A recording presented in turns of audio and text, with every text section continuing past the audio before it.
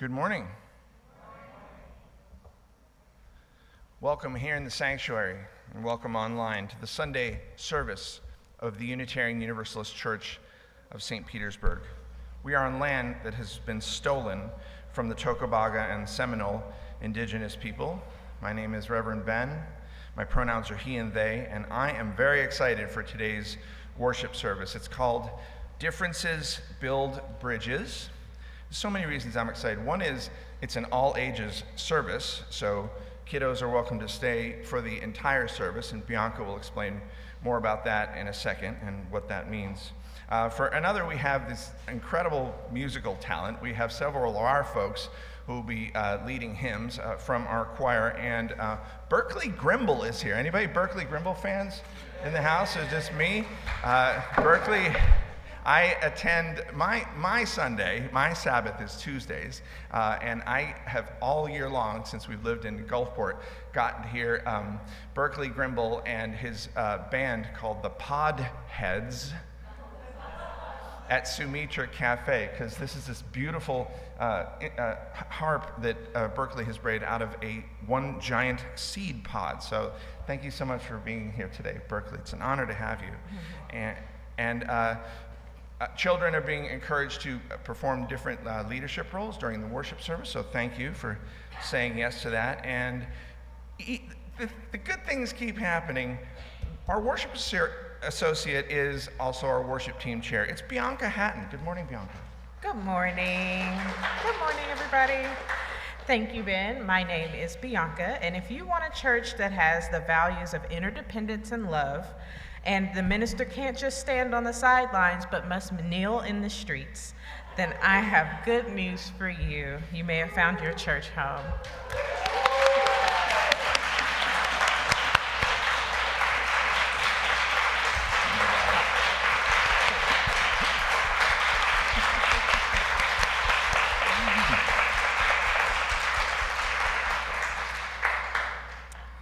So as Reverend Ben mentioned before, this is an all ages service, and so the children will remain during the entire service. So thank you for being here. To you, Erin.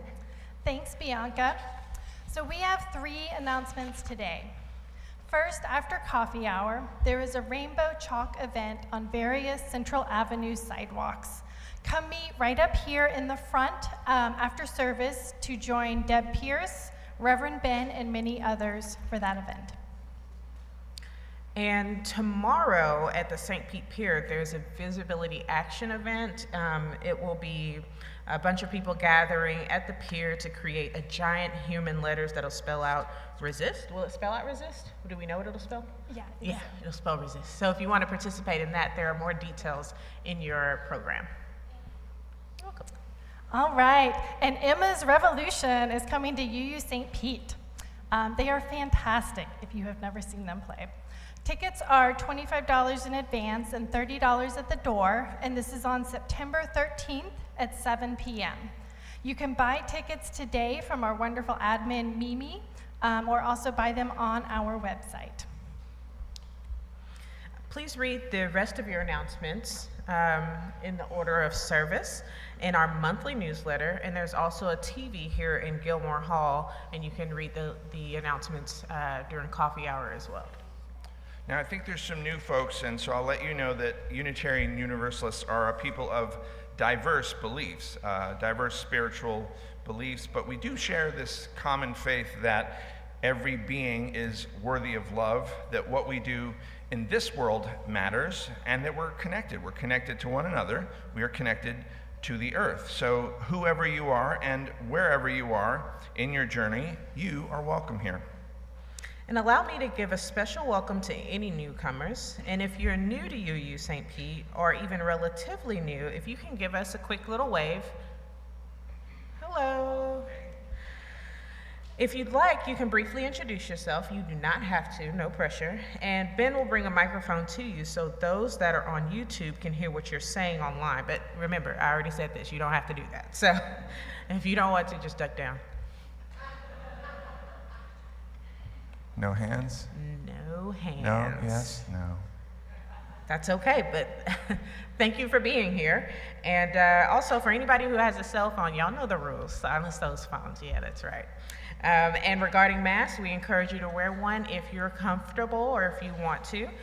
And now is the time for us to turn and greet our neighbors. But remember, when you're saying hello, remember to get consent to hug or shake hands before you hug or shake hands with anyone.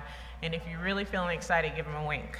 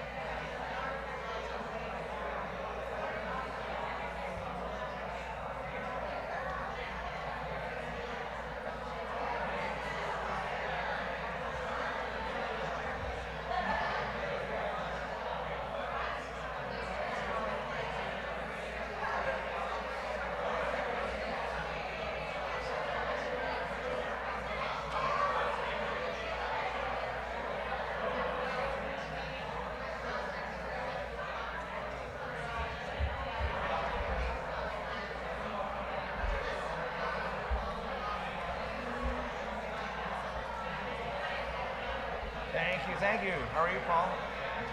Good, thanks. Oh, that was you? Oh, I didn't know that was you. I wrote back and said, who's this? No, thank you. Michelle Rayner.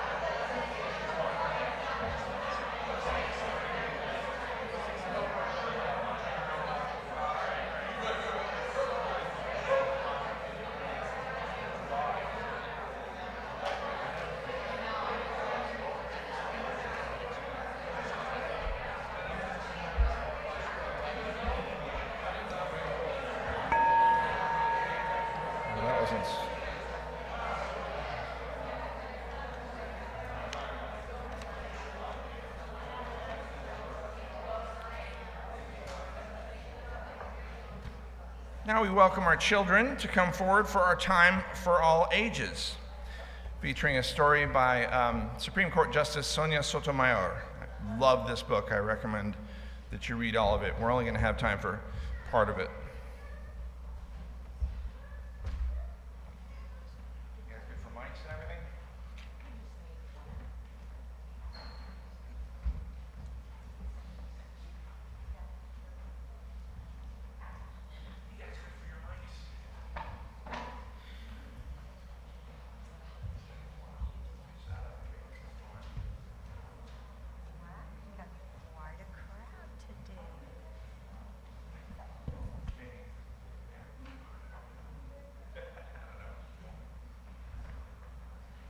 Hi, everyone.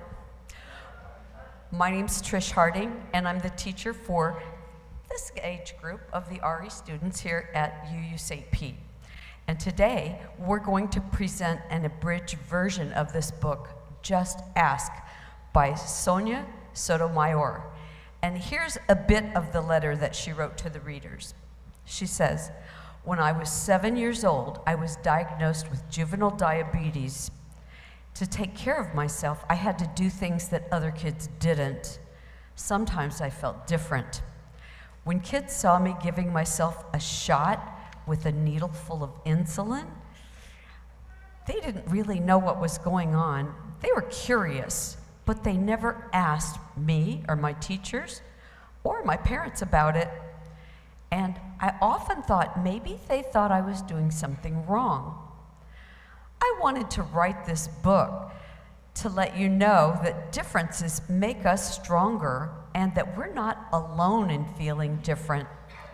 We hope that you'll see yourselves and your friends in this book and understand that we are all different and find that idea comforting and empowering. And we can shed a little light on our differences and explore them rather than fearing or ignoring them. Here's the story. Just ask.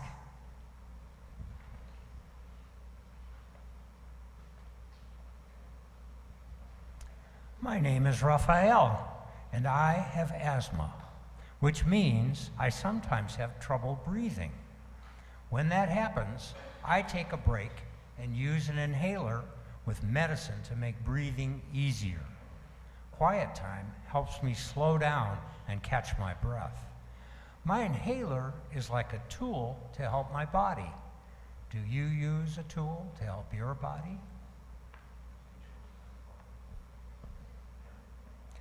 Hi, I'm Tony, and I usually use a wheelchair to get around. Even though I can't run with my legs, I can go super fast. How do you get from place to place? My name is Madison, and my guide dog, Lucky, helps me get places safely because I'm blind. My friend Arturo is blind too. He uses a cane to get around. Even though we can't see, we strengthen our other senses. We notice lots of details others might miss.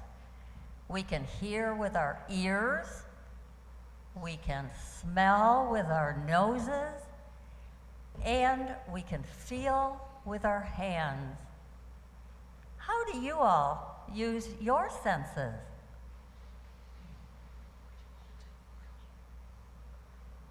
My name is VJ, and I learn about the world differently.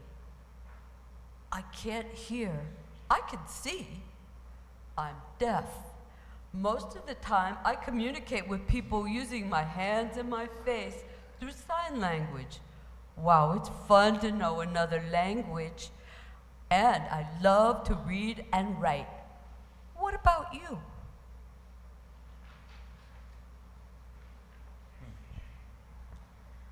I'm Bianca, and I have dyslexia.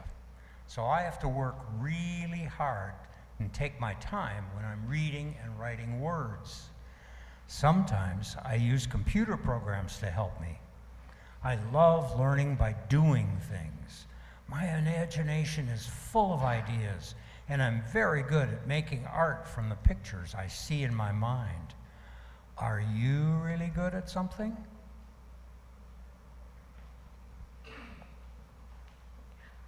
For me, listening comes more easily. I am a really good listener, but I speak with a stutter, and sometimes I get stuck on a word or I repeat it. Sometimes I'm just too shy to speak, but I understand everything that's going on. What about you? Do you wonder if people understand you? My name is Manuel, and I have attention deficit hyperactivity disorder. It's also called ADHD.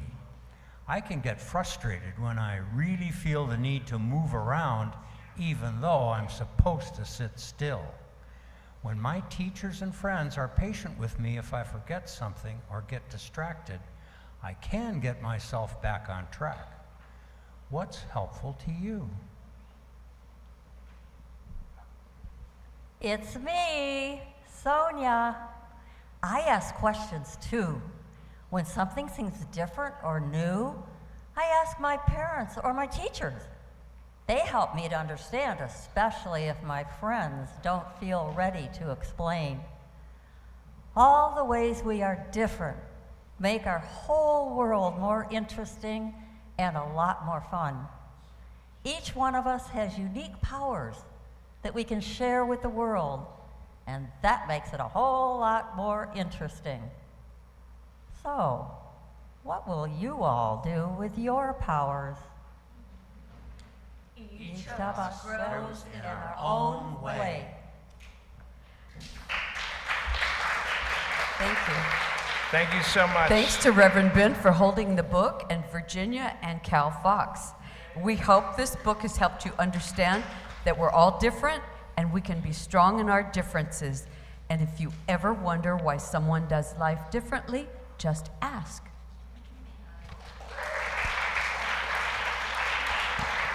Thank you for the costumes. Kids can go back with your families if you like. Everyone, please rise as you're willing and able for our first hymn. It's number 407 in the gray hymnal. We're going to sit at the welcome table.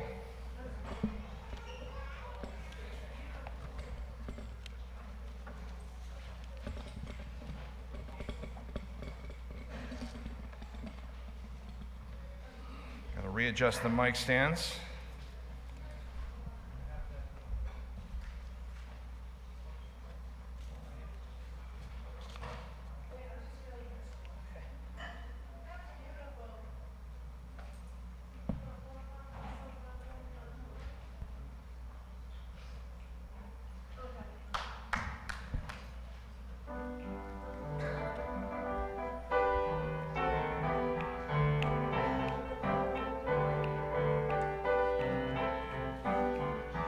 We're gonna sit at the welcome table.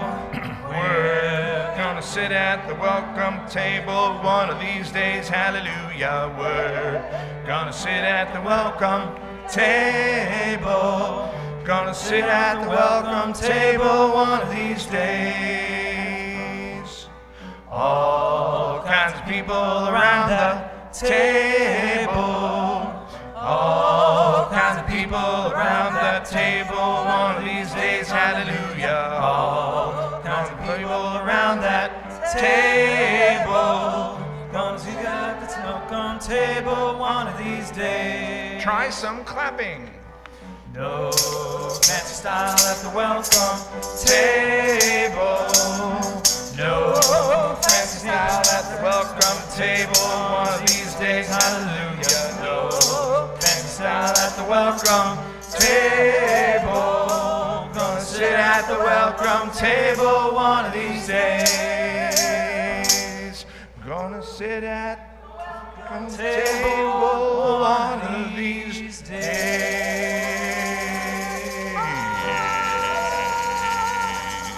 You may be seated.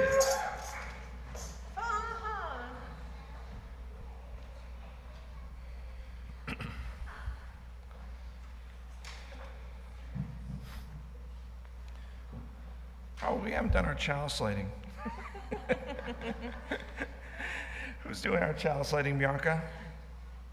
Brian is going to do our chalice lighting. Ryan's going to do the chalice lighting. Thank you. He's the proxy for his daughter today. All right. Well, the flaming chalice here is this a reminder that we choose to focus for this time, and that we believe such time is sacred. And so when Ryan lights our chalice, I invite you to say our covenant out loud. The words can be found within your programs and online.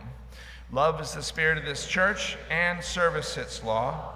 This is our great covenant, to dwell together in peace, to seek the truth in love, and to help one another. Aaron. Oh, thanks.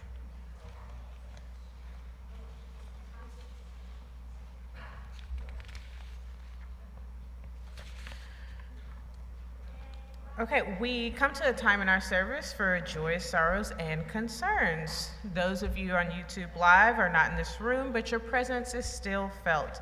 Please type your joys and sorrows into the text chat. If you have a joy, sorrow, or concern to submit during the week, please write Reverend Ben, administer@uustpete.org. Right now we have 3 folks to place stones in the water for each one that you've submitted this week. If you have additional cards, there's still a few seconds of time. I can fill one out and bring it up, or have someone else do that for you. Okay, first, a joy and a sorrow for Millie Jones. The joy is that she's recovering from a mild case of COVID and hopes to return soon. The sorrow and celebration is that Millie's sister, Mary, has succumbed peacefully in her sleep Thursday at Gainesville Retirement Community. Millie says she served as a good big sister to me most of the time. A stone of joy and gratitude for the president of our Unitarian Universalist Association, the Reverend Dr. Sophia Betancourt, and then another stone for our UUA staff and leaders, and especially the staff from the UUA Southern Region Office. And I will say the UUA staff were extremely helpful this weekend as we were praying on the Black History Matter mural. And here's a stone of joy, because each week we appreciate someone or someones who have worked hard to accomplish our mission. This week we have a stone of joy for Trish Harding, who has been an RE teacher here at UU St. Pete for 10 years. Happy anniversary. Thank you, Trish.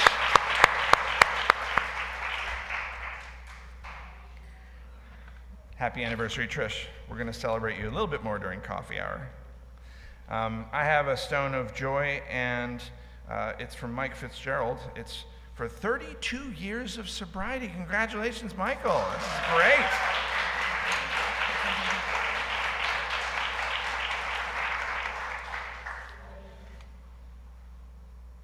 Maybe. Thank you. This stone of joy is from Chris McDonald, my new great niece, Maybe Eileen, who I went to Pennsylvania to see baptized. A stone of joy from Ross. Our smart Bianca agreed to fill an important role as worship lead. She has big shoes to fill and powerful work to do. I'm joyful. Thank you, Ross. Thank you, Bianca. Aw, that's so sweet. Here's a stone of joy for Carrie Showwater. Caitlin's teacher has 3 book studies planned for this school year based on civil rights, believing that the class of 5th graders should learn about this important time in history, American history. That's right. A stone of concern from Mike Fitzgerald that ministers are being arrested. Here's a stone from Laura and Sandy lost a puppy, and may joy find them mentally and spiritually and within body. Hope you find your puppy, Lauren and Sandy. A stone of joy from Steve Sanderson. After a few months of waiting, we will finally be able to move into assisted living at Addington. Phew. I think this move will be good for both Linda and me. Wish you the best, both of you. That's great news. That is good. And here's a stone of joy from the congregation. Liam's mom is here today. Hey! So, some of you may be wondering where he got his talent from, and that's the source. She introduced him to piano lessons. Welcome. That's all you got, huh? I got 2 more. Okay, this one is a stone of concern from Debbie.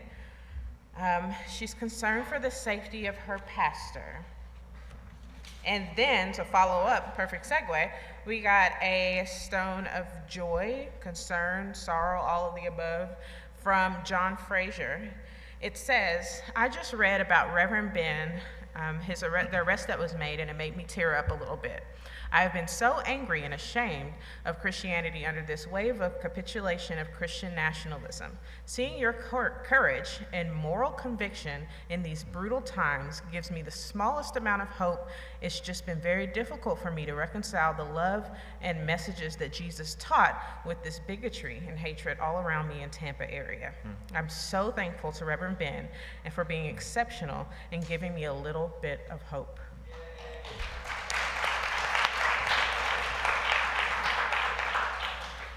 For those joys, they already placed it, so don't worry. For those joys and concerns that remain in our hearts, perhaps too tender to be spoken out loud, thank you. And it is time for our responsive reading. The words can be found in your order of service.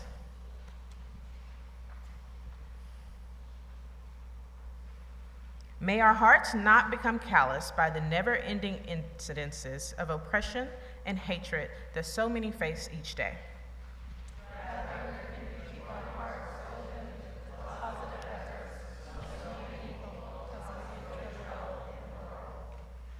May we have the strength to demand and gain the right for all people to have a safe place to sleep, health care to keep them strong, and the knowledge that their lives matter. Struggle's taking longer than it should. But we'll get there if we continue to strive for basic human rights. May all of us find a comforting and compassionate presence in the warmth of fellowship and community. Thank you. The mystery is that we are connected even when we feel apart. So let's rejoice in our beloved community that makes of the many one. And let's take about a minute of silence together.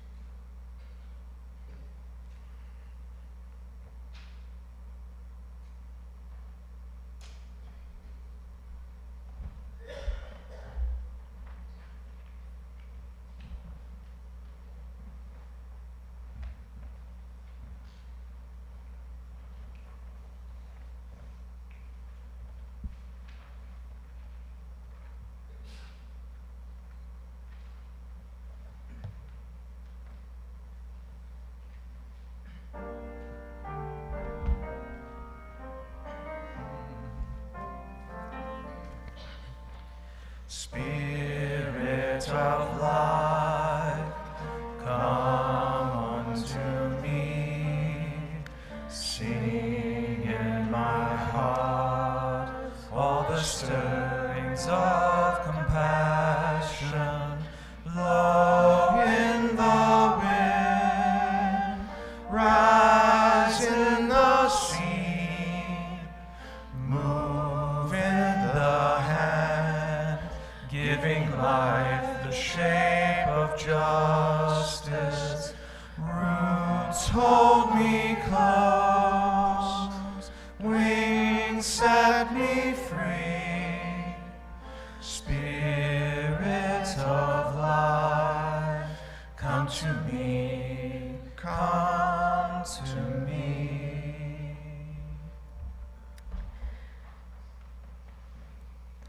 Differences build bridges. Sometimes I just kind of want that message to sit with me, because is it just me, or is it hard to cross that bridge sometimes? It's so much easier to connect with people who are just like us. It feels safer, it feels smoother, but easier doesn't always mean better. And I know why it's hard for me, and I know why it scares me. It's because I'm afraid I'll say the wrong things. I've had those moments where I walk away from a conversation thinking, why did I just say that? That was really dumb. Was that offensive? Was that a stereotype that I just said? And then I started to think, maybe I should just stop trying to connect with people who are different from me. But honestly, it's also that fear that keeps me open to trying again and again. I know I'm a work in progress, and sometimes I get it wrong. I never speak with the intent to harm, and I hope that others will give me that grace when I mess up. Kind of like that time I accidentally greeted my non-binary friend by saying, "Hey, girl." So embarrassing, but I hope they know I'm doing my best, and as they say in the Black church, charge it to my head, not to my heart. And that's why I show up here at UU St. Pete. I'm just trying to get better. As my pappy used to say, everybody in the church ain't saved. We're just a bunch of people trying to get ourselves together and get it right. So when someone tries to connect with me and they get it wrong, it happens a lot. And I think about the times that I needed a little grace. So I try to look past those mistakes, and I see their intent, and I think, bless their hearts. And I offer the same grace that I hope to receive. But the truth is, it's exhausting to even try and explain to someone that what they said was wrong. While I'm talking to them, I can see them like drifting away. It's like staring into the eyes of a chicken, ain't nothing there. So, in the words of another wise man, Forrest Gump, I don't know if we each have a destiny or if we're just floating around all accidental like on a breeze, but I think it may be both. Even when I do that accent, I'm like, is that racist? I don't know. And while I'm here and I'm floating through this life, I'd like to believe it's no accident that I've met so many of you. I want to make the most of these connections, to make them real and make them meaningful, because they carry us through life. But what do you do when differences don't feel like bridges? They feel more like barricades, right? Like sometimes being different, it feels isolating. It feels like you're the only one in the crowd that may believe those things. Like, am I the only one in the room sometimes that believes women should have control over their bodies? Sometimes I am. What if I'm the only person that believes that trans people have always existed and they deserve the same respect as everybody else? You know, what if I am the only person like that? You know, here's the answer. Still, I show up, I stay present, and I speak up anyway. That's it.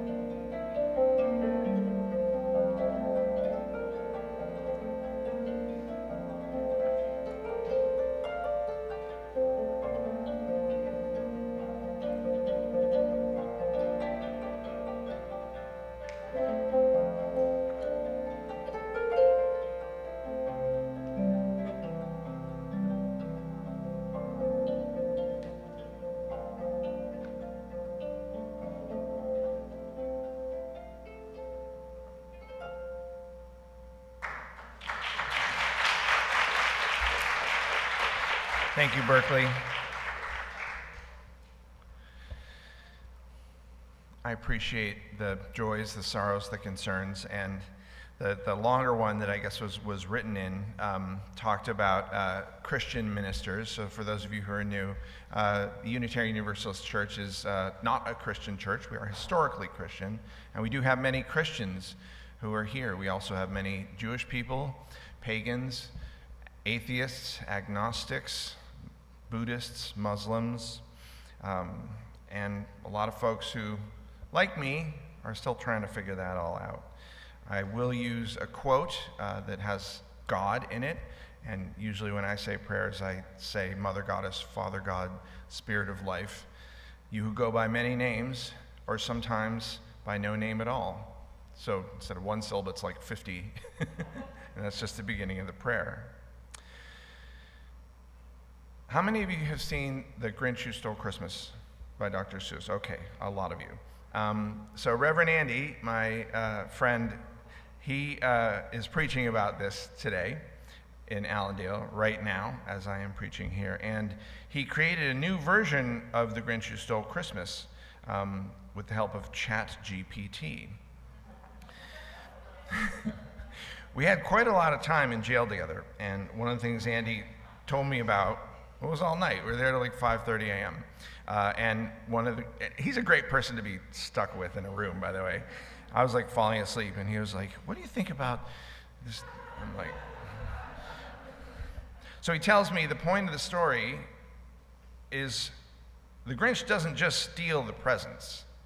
Do you remember how it goes? He's looking through these binoculars, right? Whether it's the book or the TV, he's looking through the binoculars. He's like evilly cackling because he assumes they're going to be miserable.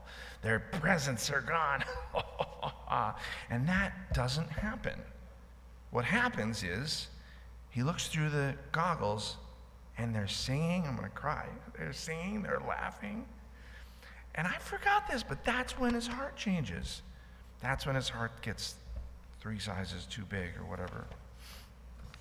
And since this is an all ages service, I asked, and he said I can share this rewrite of the Grinch story. The governor frowned at the murals in town. Too bright, too rainbow. They must be shut down. He painted them over, he scrubbed them away. He thought he had stolen the joy of the day. But morning soon came, and the people all walked with buckets of colors, with pieces of chalk. They laughed and they sang as the sidewalks they filled with rainbows and stories, with love that was spilled. The governor grumbled, well, how can this be? The joy wasn't mine, it was theirs.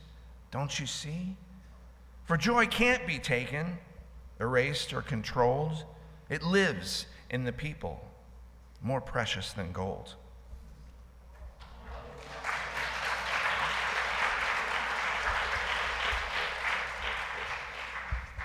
It has been an interesting week. We started right here, right after worship service. Many of you were there. We had an active shooter training. Who was there for the active shooter? Yeah. What a dynamic presenter. This guy, Officer Chip Wales is his name. I recommend his trainings. And thank you, Janae Johnson, for inviting him. And Janae, also thank you for raising safety questions for all 8 years that you have been employed here. That was Sunday. A couple days later, the Annunciation Catholic Church in Minneapolis was targeted with gun violence. UU St. Pete, along with our Unitarian Universalist denomination, we join in grief and solidarity with Annunciation and the entire Minneapolis community after this horrific school shooting. We mourn the deaths of 8-year-old Fletcher Merkel and 10-year-old Harper Moisky. It is worthy of note that the doors of the church were locked at the time of the shooting, as our doors are locked right now. People still can come in. They ring the doorbell, and Mimi has a device that can see them. They can still come in, but the doors are locked. If they hadn't been locked at Annunciation, the death toll probably would have been much higher. Now, following the shooting, UU Reverend Jen Crow of the First Universalist Church of Minneapolis reminded us of this. Our job right now is to make our Sunday prayers real, she said, to show up for our community and ourselves and each other, showing through our actions that we are not alone. We are holding it together. That's what Reverend Andy and I were doing Friday night when we realized that the Black History Matters street mural was about to be removed from the front of the Carter Woodson African American History Museum. After a flurry of texts and a quick drive over, many of you texted me, "Oh, tell me next time." There literally was no time. We just had the time of, should we? I don't know. Okay, let's go. I'll meet you there. And why I wasn't sure was because I hadn't talked to the museum's executive director, Terry Lipsey Scott, whom many of you know. We both got there, and literally the trucks were already there. They were firing up their engines of paint. And Terry was filming it with tears in her eyes, filming these workers who were about to erase this beloved work of art. So I kind of went up to her and put my hand on her, gesture of comfort. Didn't want to interrupt the video, but I told her I was there because I was called to go into the street, kneel down and pray. And I asked if she minded. And if she said yes, I would have not done it. I would have done something else. I would have stood with her. Probably Andy would have as well. But she said she didn't mind. Reverend Andy and I knelt in front of all those trucks and all those lights, and I prayed like I prayed earlier. Prayed that the artwork would be allowed to remain, that Black history would still matter, that the workers would stop what they were doing. I was ready to pray all night. I had a pillow. I'm old. I was born in 1966, and I know what year Andy was born now because they like make you say your birthday over and over again. He's younger than me. I'll just say that. But we prayed for 10 minutes instead before we were arrested and jailed for the night. Now, Terry Lipsey Scott, and she those of you who know Terry Lipsey Scott knows that everything that comes out of her mouth is pearls. And she made this post that was very moving for me. She said, "The Florida Department of Transportation workers did their job, and St. Pete PD officers did their job, and faith leaders did our job. Because Black history does matter. I mean, we live in a state where books are banned that teach Black history, where teachers are punished for teaching accurate Black history, and now they literally want to erase a mural that says Black history matters? I had to be there. It was my job."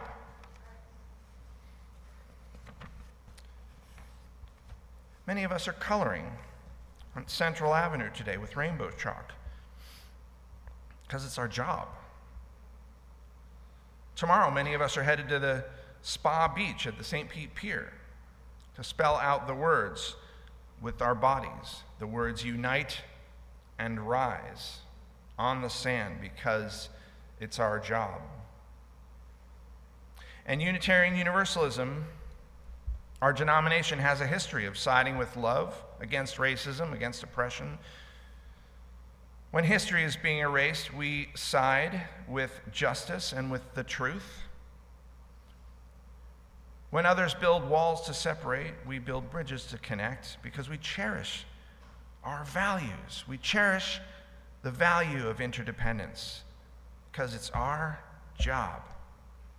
Or as Bianca put it, I show up, I stay present, and I speak up. And she's right, it's not easy. That bridge is hard to cross, because we will say the wrong thing. We will inadvertently cause harm. And, quote, it's sometimes exhausting trying to explain someone that something they said was wrong. Chicken eyes. Bless their heart.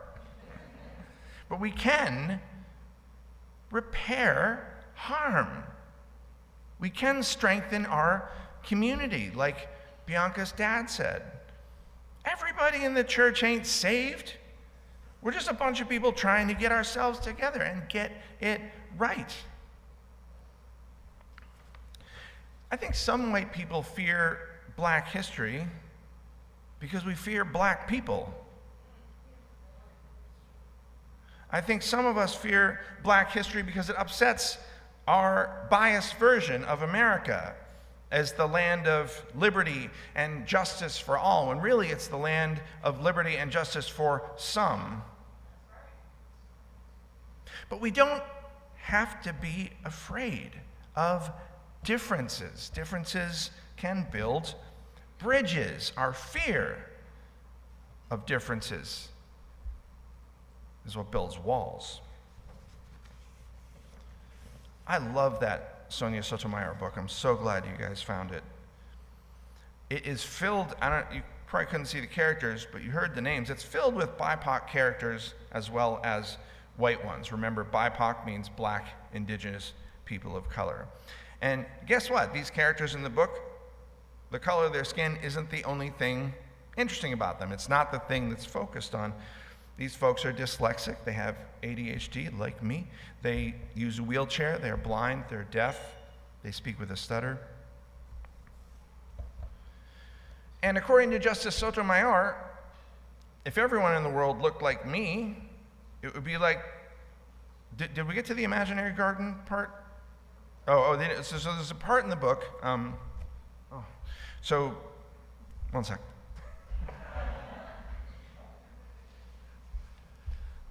Justice Sotomayor talks about a garden at the end, and I just think it's a lovely metaphor.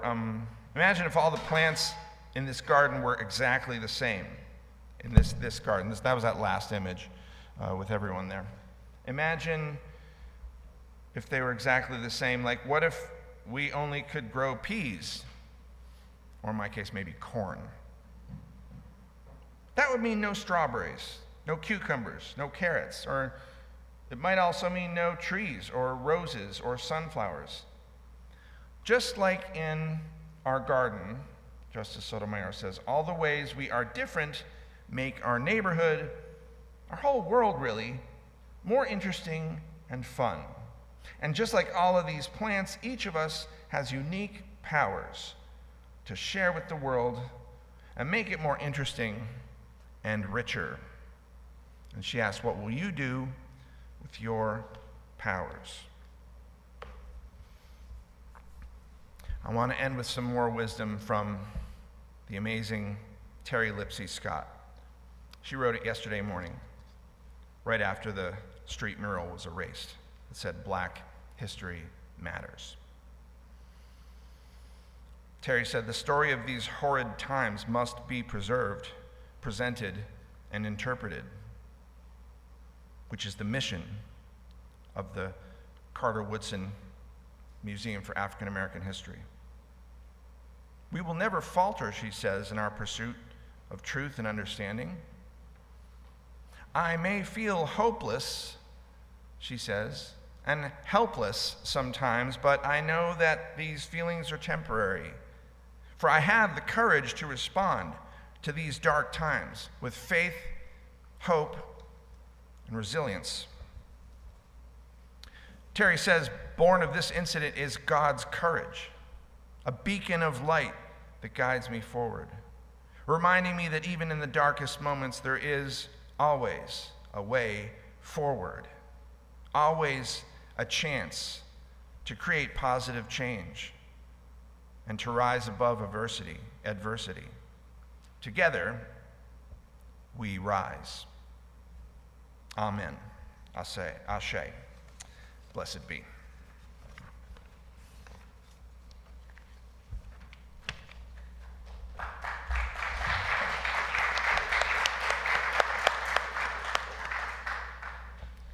And now comes the time for offering. We eat fruit from trees planted long before we were born. May we plant seeds that bear fruit long after we're gone. In the sanctuary, the offering will now be given and received.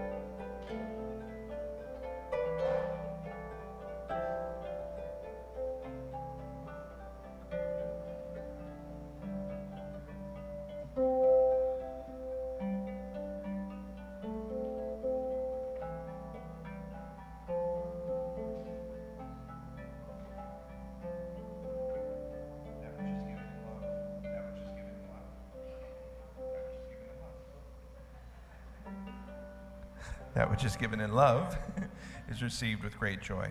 Thank you, everyone. Before we go to our final hymn, Berkeley, I identified one of your instruments. Do you want to tell them about the second one? This is called a Shruti box. It's like a little harmonium, which you can make like a little, an accompaniment note here, or chord. So just a nice little addition. Yeah. Anything else you want to say? It's so great to have you here. Oh, well, thank you for having me. It's such a pleasure. Well, thank you.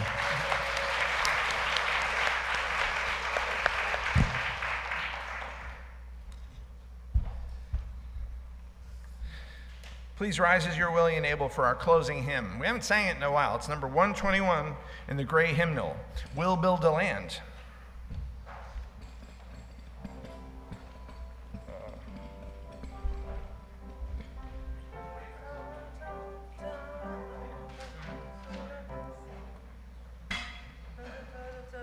Okay, we'll build a land, and we will build a land. Da, da, da, da. Ha, ha. Okay. Da, da. Da, da.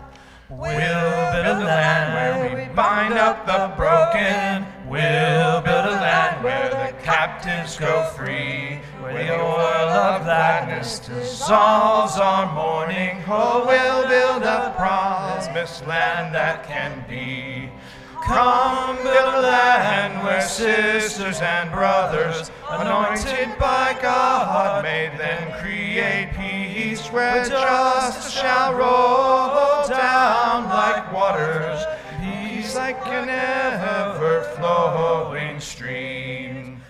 We'll build a land where we bring a good tidings to all the afflicted and all those who mourn, and will give them garlands instead of ashes. Oh, we'll build a land where peace is born. Come, build a land where sisters and brothers, anointed by God, may then create peace, where justice shall roll down like waters, and peace like an ever-flowing stream. We'll build a land, building up ancient cities, raising up devastations from old, restoring ruins of generations. Oh, we'll build a land of people so bold. Come, build a land where sisters and brothers, anointed by God, may then create peace, where justice shall roll down like waters, and peace like an ever-flowing stream. Come, build a land where the mantles of praises resound from spirits once faint and once weak, where like oaks of righteousness stand her people. Oh, come build a land, my land that we seek. Come, build a land where sisters and brothers, anointed by God, may then create peace, where justice shall roll down like waters, and peace like an ever-flowing stream. You may be seated and remain seated as Berkeley Grimble plays our postlude.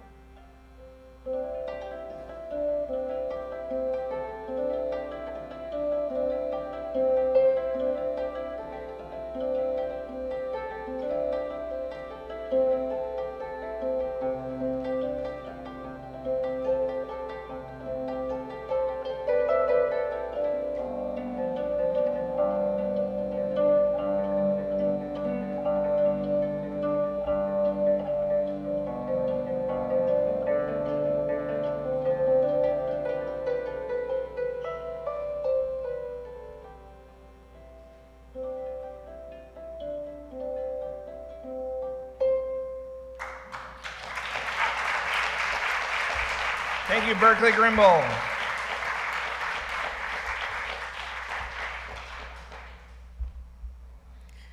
I don't know about you, but I need a mixtape. It's like perfect for a rainy day like this, too. Thank you so much. We really appreciate that. And Liam, you can hop on that mixtape, too.